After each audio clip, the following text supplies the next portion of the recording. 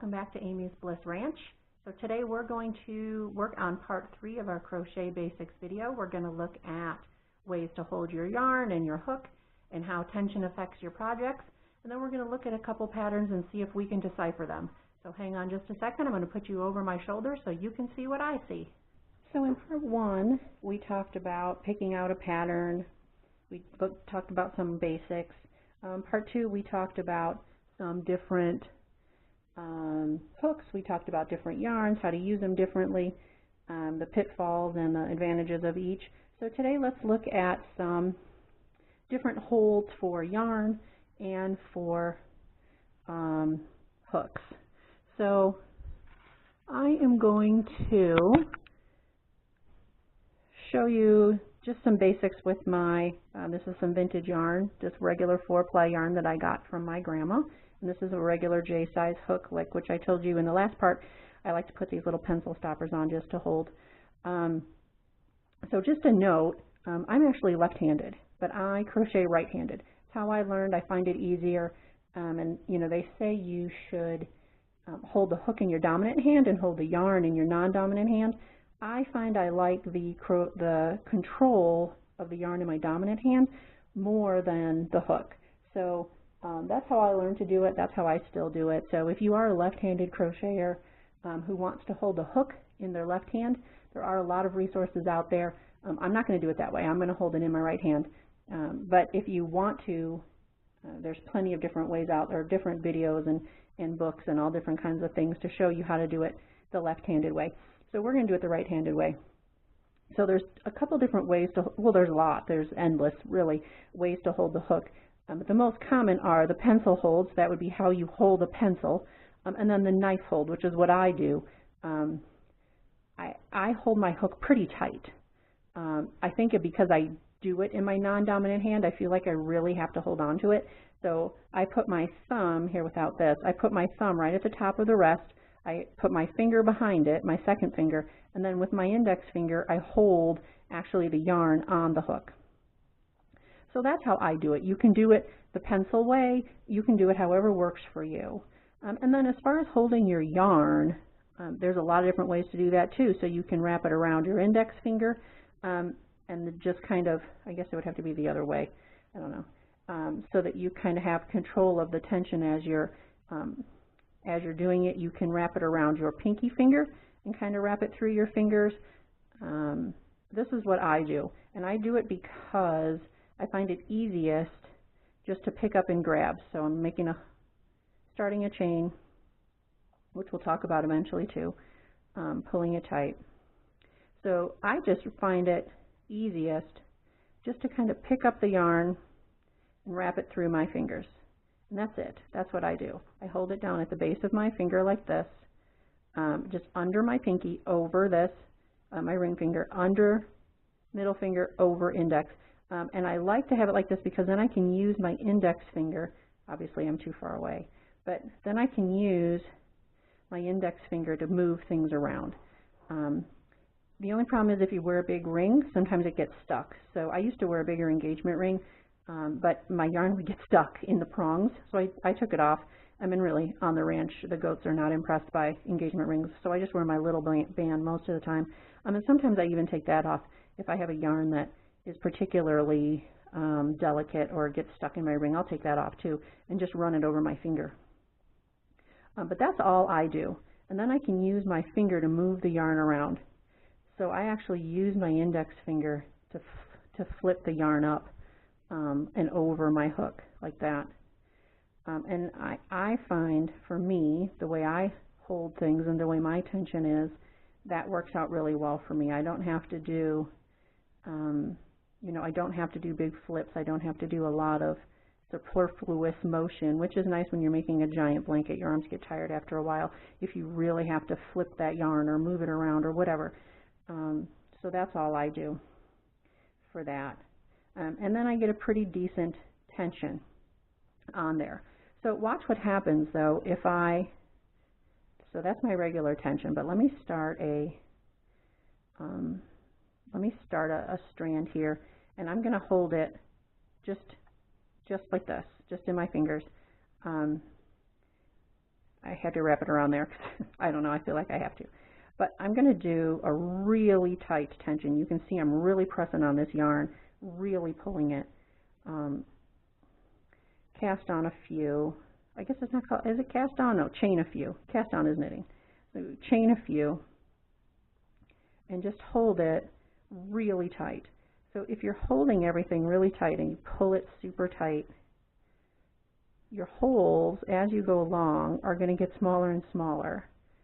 When I first learned to crochet, and I think it's true of most people, when you first learn, your tension is super tight. You have no frame of reference of what it should be.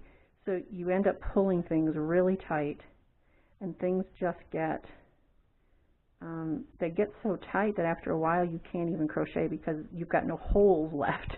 You've pulled it too tight and there's no hole. So I'm trying to pull this really tight. It's hard for me because I know how to control my tension now, so it's hard for me not to control it. But you can see how it's starting to get real tight and it's kind of starting to wind up on itself. So this is just a regular single crochet that I'm pulling as tight as I can as I go back through. And you see it's really small, it's really tight. So that, you don't want that because now it's going to start to kind of curl up on itself. So that's an example of too tight tension. Not a great example, honestly, because I had a hard time getting it tight enough. When you first start out, you will not have a hard time getting it tight enough. It will be so tight, telling you you will not be able to get your hook through the holes. So let's do something real loose. So if you don't pull it tight enough and you just leave everything kind of loosey-goosey out there, and you don't have a tension on it, you're just kind of wrapping things through, then see how big all my stitches are now? And when I go back, everything's going to be real big. Now there are some stitches or some patterns that specifically call for leaving everything very loose. And if that's what your pattern is and that's what it calls for and tells you to do, great. But on a regular thing, if you're making a hat and your tension is this big, you don't really have much of a hat because it's all whole, because everything is so big. It's very springy because it's so big, but like the tight one, it didn't have a lot of spring to it. It was very solid. This one has too much spring. See, the holes are just too big. You've left your tension now too big. So the right way, we'll cast it on, or we'll put it on again.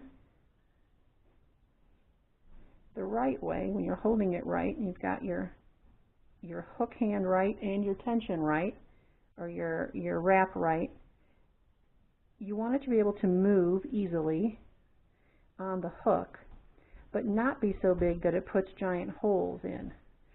So, Tori just came to help me.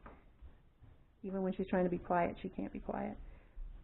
So it's moving easily on the hook. I don't have any issue, but it's still fairly tight on the hook. It's not just going to fall off. If I let go of everything right now, it's going to stay.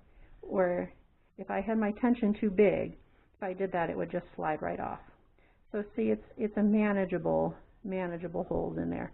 It's a minor difference in this example, but it can be a major difference if you're making a blanket and your tension gets looser and looser and looser, or it gets tight and then loose and tight and then loose. It will really show in a bigger project. So that is tension. So let's look real quick at an actual pattern and how we would read it. So this book is called Crochet Bouquet by Suzanne Thompson.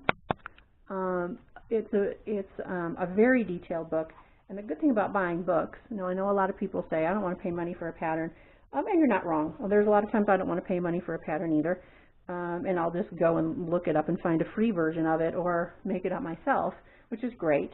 But the good thing about a book is it's got a lot of detail. It kind of tells you everything from the beginning. So here's the different kinds of yarn, here's how to select yarn, here's how to select or work on your gauge, here's the different kinds of yarn, which is great. So there's a lot of detail in there, and a good book will have that for you. And it also has This one has about flowers in it because it's about flowers, but it tells you all different kinds of needles to use. And then it has crochet tips that are specific to this book, so things that you'll need to know for the patterns in this book. So like working into the back bump, that's not something you normally do, but it's done in one at least of the patterns in this book, so it tells you how to do it. Crocheting over padding yarn, that's not something you do real often, but it is nice to know how to do. They also have, and in the pattern I'm going to show you, it's part of the pattern, a needle join. So normally you just, even when you're working in rounds, you just use your hook, you slip stitch into the stitch of the row before, and you move on from there. They do have a yarn join here, but they also have a needle join. So when you get to that, and you need to do, you know, this step in the pattern, it tells you how to do it. So that is the advantage of buying a book. You'll always have that. You'll know how to do it. See, it just tells you how to do the felting, right? So this is what it looks like when you just do it. This is what it looks like after you felt it. It's completely different, and the book tells you how to do that. It has instructions for some of the abbreviations that maybe you don't see every day, like how to do a picot stitch, a small slip stitch picot. Those are things that are not standard. You're not going to really see them every day, but this book tells you how to do it. So let's look at this pattern called Center or Not. So this is an easy level pattern, has everything you'll need to know about it, and then it tells you the stitches that they use, and we'll go through the stitches in a later video, but for now I'm just going to show you how to decipher this pattern, because if you're just looking at it for the first time, it's not English. Crochet is its own language, right? So it's not written in English, it's written in crochet. So you're going to start with chaining of 6, and then you're going to join it to form a ring. That's this middle part, right outside the open part there. Eventually it all gets covered and you won't see it anymore, but that's the first. You're going to chain 6, join with a slip stitch to form a ring. When you're doing that, make sure it's not twisted. It'll be covered over so you won't see it, but it will make a weird bump if there's a twist in it.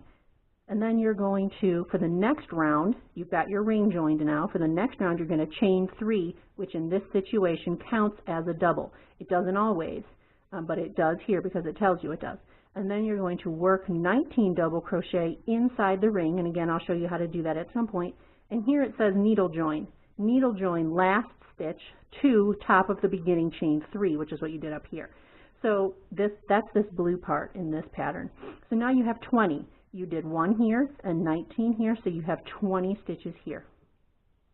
So you're going to join in the next color with a single crochet in the first stitch.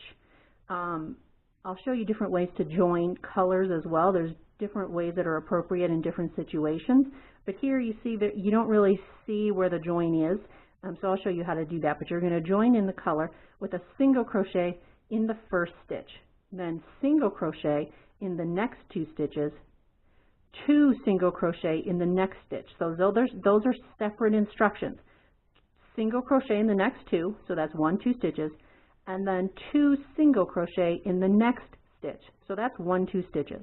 So now in 3 of these blue stitches, you're going to have 4 of these black stitches. And that's common in a round. Obviously you need to have more stitches as you go around, and your rounds get bigger. You're going to have more stitches in each round. So here you had 6, here you have 20, here you have 25, here you have 35. So as your flower gets bigger, you get more stitches in each row. So where were we? So we joined, then we did 2 stitches here, 1, 2 stitches in 2 stitches, and then we did 2 single crochet in 1 stitch. So you're going to have 4 stitches in those 3 stitches. And then you see the star here. There's a star here, there's a star here. Normally, and that's what it says to do here too, you're going to repeat when you go around when you have stars. So you're going to single crochet in the next 3 and then 2 in the next one. And you're going to repeat that all the way around till you get to the beginning again of this blue. So that's a single in the next 3, 2 single in the next. So when I'm counting it in my mind, I'll go 1, 2, 3, because now you have 3 here, 1, 2, 3, and then these 2 go together. So that's 4, 5 right together. So 1, 2, 3, 4, 5. And now I've got 5 stitches for every in every repeat of this instruction, 1, 2, 3, 4, 5. And you're going to go around till you get to the first needle join again like it says, and then 25 single, so you'll have 25 single crochet in this black round. And then this round, round 3, is this orange round on here, and you can see there's 5 bumps. So we're going to read the instructions to see how to make these bumps or the petals on the flower. So we're going to join the next color, in this case this reddish color, with a slip stitch in the first stitch, and then half double in the next. Now these in the parentheses is like a small version of the star. It's just these two. Double crochet, half triple crochet in the next. And then half triple and then a double in the next. That's what makes this bump here, because they're big stitches. That's what makes that bump there. In the next stitch, you're going to half double in the next, and then now we're going to start with the star again. So we're going to slip stitch into the next, half double in the next, and then double, half triple in the next. So that's 2 together, and then half triple, double into the next, half double in the next, and repeat around. So that's 7 stitches total in this repeat. There's 7 stitches total, and you're doing it in 5 of the black stitches. So you're going to have 7 orange stitches for every black, for every 5 black stitches. So that's how we went from 25 to 35. So that's a real quick rundown of how to read through a basic. This is an easy pattern, a basic pattern. And again, you know, gauge is not really important. This ends up to be however big it ends up to be. But you'll want to keep your gauge steady for the whole flower. If you do this blue section, the middle, really tight and then really loose on these, it's going to look a little wonky. It's not going to be a solid flower. And see, it says in the gauge section, work with a firm gauge to help the flower hold its shape.